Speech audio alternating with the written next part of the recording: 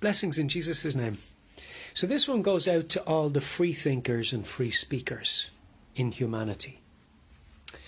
And I want you to think about this very carefully and the importance of it, and the importance that we don't allow it to continue, that we don't allow it to occur and to go ahead. And this is licenses for busking. Now, busking is an age-old thing that is accepted by society. And what it is the acknowledgement that musicians and artists have it difficult. And the reason we have it difficult is because, number one, not everybody appreciates our art. Number two, it's a plentifully and amply stocked arena.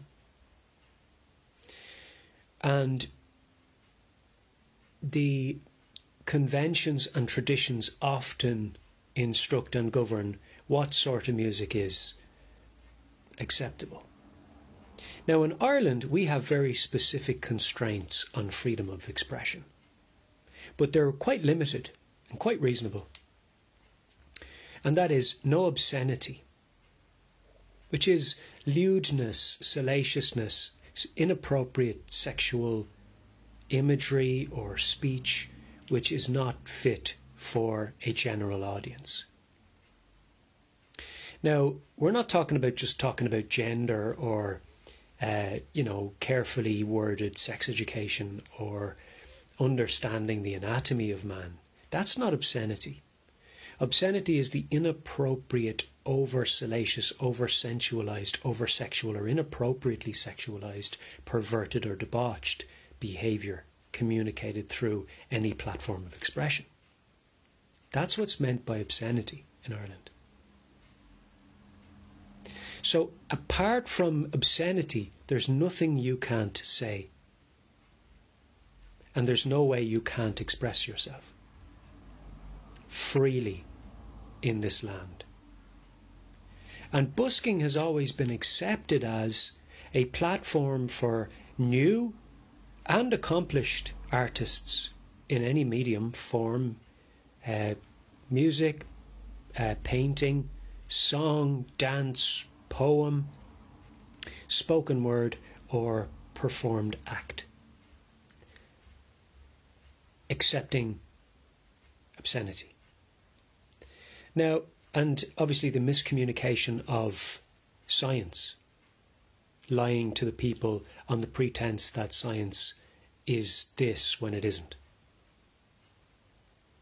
That's why in Ireland we have a very strict constitutional provision and preservation that says media cannot be used to misinform the public.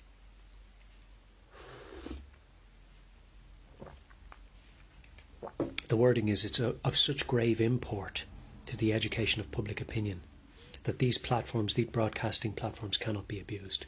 And if broadcasting platforms, any platform. So that's why the Christian always looks to the Bible, because the Constitution of Ireland does too.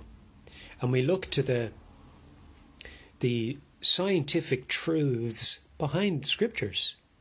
And what people are realizing now is that science is catching up to the Bible. It's catching up to what is said in scripture. So that we now have, by the scientific method, proofs that what's said in the Bible pertaining to the creation of the universe, the nature of the universe, and scientific truths that are observable within nature, like the seed in the fruit on the tree being the potential for the tree, so that the tree had to come before the fruit. And then where did the first seed come from if the tree is necessary to produce the fruit? Things like this now bolster and compound as truth what is said in Scripture, that God created the trees with the potential to bring forth other trees.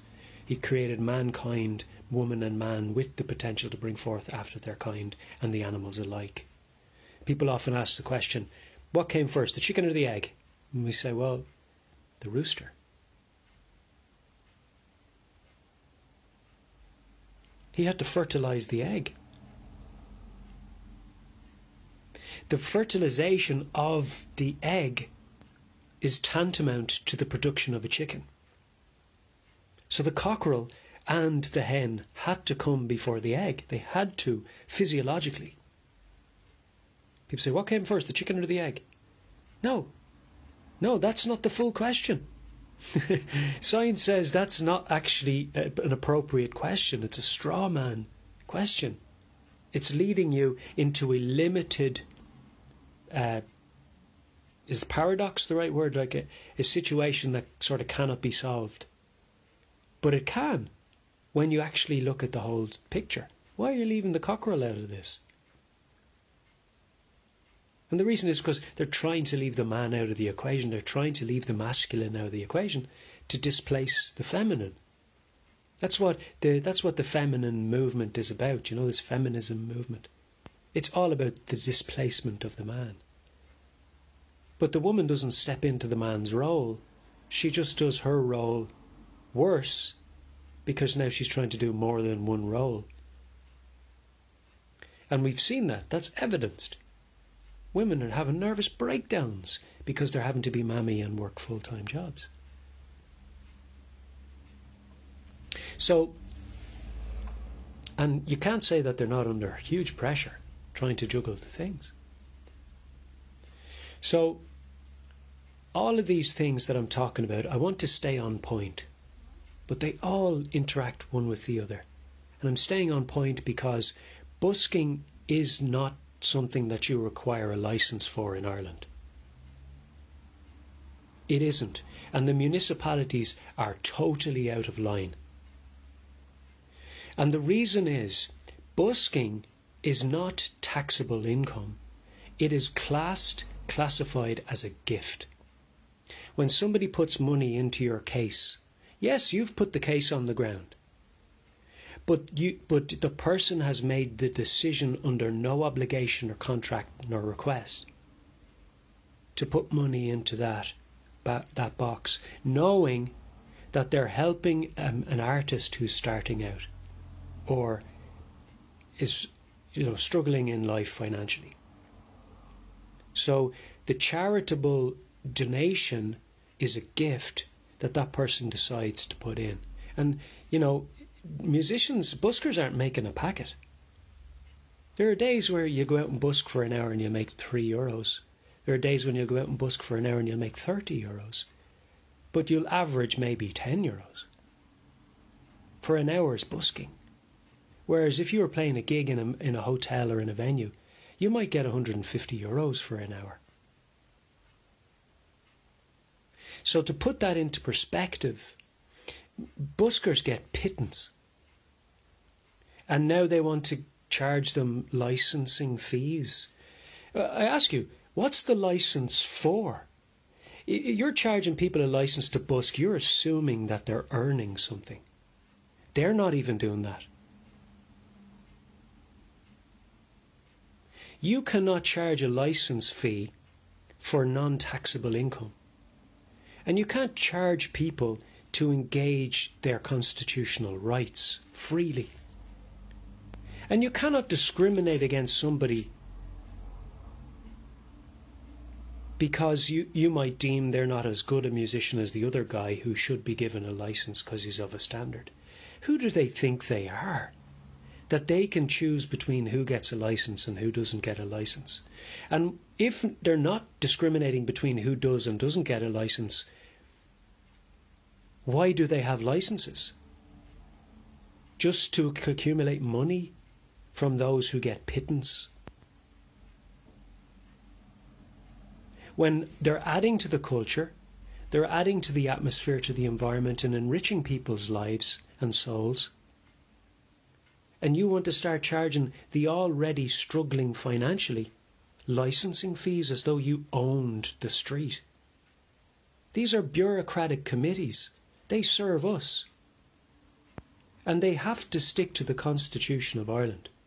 And the Constitution of Ireland says you have freedom of expression. Who are these imposter overlords taking up position and seat over the people and their constitutional rights?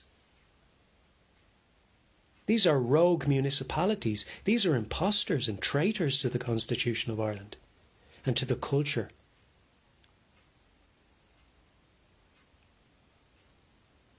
Waterford and Dublin and any other city that are imposing licensing fees for busking ought to stop immediately, lest they be found guilty of treason.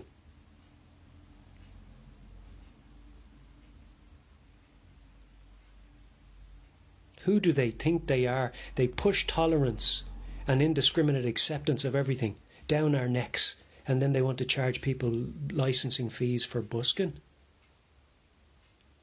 So they might eat that day, whilst the streets are full of beggars that they leave there. Vagrancy is against the law. But I'm not against giving people food and donations to people who don't have homes. Yes, there's a lot of false outreach when it comes to people asking for charitable donations to eat that day. And some of them are genuinely homeless, because I was homeless and I know the ones that were homeless, because they went and got their duvet at night and they lay down on the street somewhere out of the wind and rain. And they have no other means of income but the money you put in their cup. So don't think that they're all organised, begging sort of convoys, because they're not. Some of them are genuinely homeless and will go hungry. Now, it's highly unlikely that anybody's starving in Ireland who is homeless. But they would be without your donations, because they're not entitled to the dole. So who do they think they are, charging licensing fees to buskers? They clearly haven't understood what's actually happening there. Who do they think they are? Who do they think they are? Some of the best musicians, the master craftsmen in their musicianship and musicality, started busking on the streets. Do they charge Bono a licensing fee when he's up there with Glenn Hansard at Christmas time? It's getting ridiculous, and they shouldn't be charging him just because he's rich. The rights extend to everybody.